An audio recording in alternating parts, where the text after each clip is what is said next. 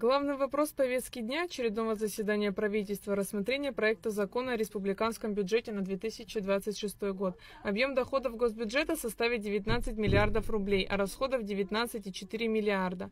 Доходы республиканского бюджета – 14,3 миллиарда рублей, в том числе российская финпомощь – 4 миллиарда 25 миллионов рублей в целях социально-экономического развития, 1 миллиард в рамках инвестпрограммы на 2026-2028 годы, 250 миллионов на финансирование мероприятий господдержки отраслей экономики на 2026-2028 годы. Расходы республиканского бюджета 14 миллиардов 700 миллионов рублей, дефицит 426 миллионов. По словам министра финансов Саида Губас, в 2026 году предусмотрено 14 ведомственных целевых программ в сферах здравоохранения, науки, сельского хозяйства, финансов и других. На их реализацию планируется выделить 1,4 миллиарда рублей. Помимо этого, около 500 миллионов рублей будет направлено на мероприятия в сферах образования, спорта и социальной поддержки, молодежной политики.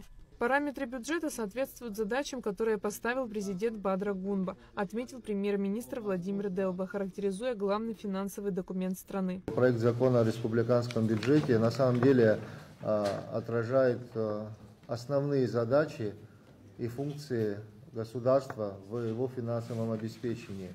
И параметры, которые сегодня представлены в докладе министра финансов, конечно, нам задают особую ответственность и особый тон в его исполнении, как по доходам, разумеется, так и по расходам. В 19 миллиардов рублей доходы, это, как всегда, по практике исполнения бюджета, это только предусматриваемые прогнозные значения. Исполнение, как правило, всегда мы ожидаем с нарастанием, посмотрим, как это получится в следующем году. И, соответственно, расходы на уровне 19,4 миллиарда рублей. Дефицит, Саид Гурамович, я так понимаю, дефицит у нас не повлияет на финансовую стабильность в таком объеме, да, в 426 миллионов рублей, да? В рамках бюджета поддержку окажут ключевым отраслям экономики, сельскому хозяйству, малому и среднему бизнесу, местным бюджетам. Члены правительства также рассмотрели проекты бюджетов 6 внебюджетных фондов. Бюджет фонда инвалидов ОВН на 2026 год претерпел изменения как по доходам, так и по расходам. Доходы и расходы бюджета запланированы в сумме 301 миллион 232 тысячи рублей. На реализацию госпрограммы «Жилище 2026-2028» предусмотрено 240 миллионов рублей из республиканского бюджета. Согласно программе, каждый участник может получить финансовую помощь в размере до 1,2 миллионов рублей. Кроме того, на каждого члена семьи участника предусмотрена дополнительная выплата до 100 тысяч рублей. При этом общий максимальный размер всей помощи одному участнику вместе с выплатами на членов семьи не может превышать 1,7 миллионов. За 9 месяцев 2025 года жильем в рамках реализации программы «Жилище» было обеспечено 27 семей. Программа устанавливается приоритетной категории граждан, имеющие право на участие в программе.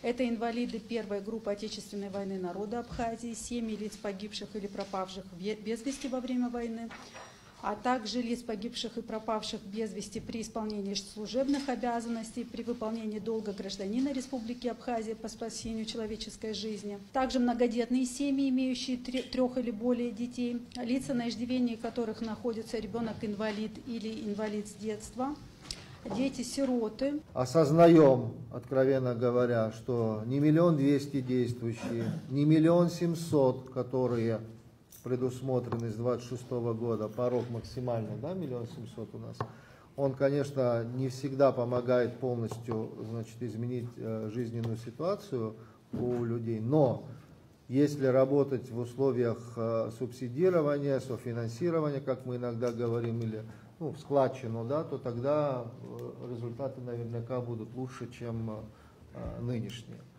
Поэтому предлагаю поддержать программу, начнем ее со следующего года реализовывать. И очень попросил бы, и здесь тоже эффективность мы должны, конечно, оценивать, да, и в процессе реализации этой программы абсолютно это не означает, что она должна в таких параметрах закончиться в 2028 году.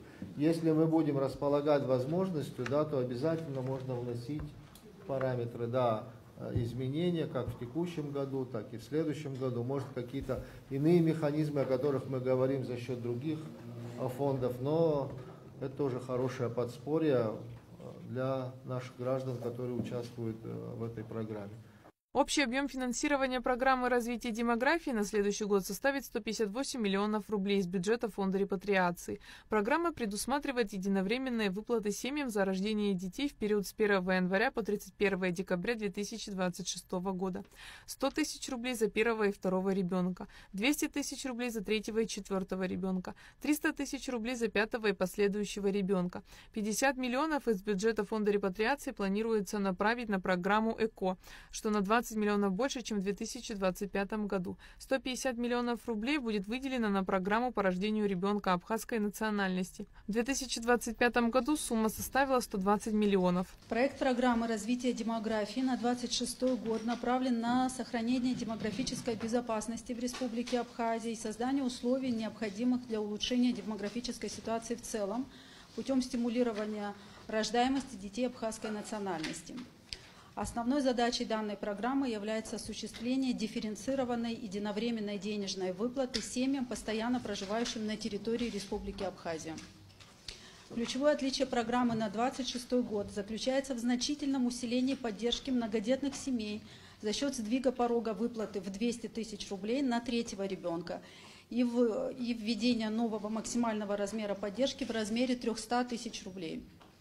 Выплаты по настоящей программе будут распространяться исключительно на детей, рожденных в 2026 году. С нового года предлагается повысить единовременные выплаты по рождению ребенка. Для работающих родителей с 27 тысяч до 50 тысяч рублей. Для неработающих родителей с 22 до 40 тысяч рублей. Также утвержден максимальный размер ежемесячных пособий. По временной нетрудоспособности 22 670 рублей. По беременности и родам 30 300 рублей. Фондом был проделан огромный объем работы при... В первую очередь, вашей поддержке, Владимир Валерьевич, были увеличены все виды пособия по государственному социальному страхованию в 2 и более раза. Бюджет фонда на 2026 год разработан с учетом ранее произведенного увеличения всех видов пособий. Такие пособия, как по уходу за ребенком, достижение возраста 7 лет, достижение вот 1,5 лет, мы повысили до 7 тысяч рублей. Раньше эта сумма составляла 1000 рублей, потом мы ее повысили до 3, а сейчас она составляет 7 тысяч рублей. Что учесть нужно каждому. Раньше эта сумма выплачивалась, даже при рождении двойни или тройни выплачивалась одной суммой. Сейчас мы сделали на каждого ребенка по отдельности. На 2026 год по всем нашим социальным обязательствам, буквально по всем социальным обязательствам произошла индексация.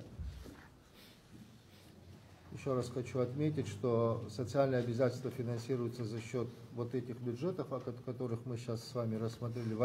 В одном случае произошла индексация путем прямого индексирования, в другом случае произошла индексация изменением подходов, критериев. Это та социальная политика, которая реализуется на протяжении последних лет, и в 2026 год, естественно, не исключение, и здесь темпы роста опережающие, текущий, как говорится, текущий год. Очень очень рассчитываем на то, что, как и прежде, приоритетным будут являться именно эти расходы. Социальные, социально значимые расходы нам позволит улучшить качество жизни наших граждан. Это ключевая задача нашей с вами работы. 2026 год тоже станет базовым, отправной точкой для того, чтобы мы ориентировались на обозримую перспективу. Темпы роста. В 2026 году бюджет фонда обязательного медицинского страхования составит около 114 миллионов рублей. Основная статья расходов, по словам председателя фонда Валентины Жиба, приходится на программы родовспоможения и приобретение препаратов для онкобольных. На онкопрепараты предусмотрено более 96 миллионов рублей. Кабмин Абхазии одобрил проект соглашения о сотрудничестве с Кабардино-Балкарией. Документ предусматривает торгово-экономическое, научно-техническое и культурное взаимодействие между сторонами. Также члены правительства одобрили соглашение между ГТК Абхазии и Таможенным комитетом Южной Осетии о сотрудничестве в области таможенного дела. Айлита Арутюнян, Давид Хашик, Абхазское телевидение.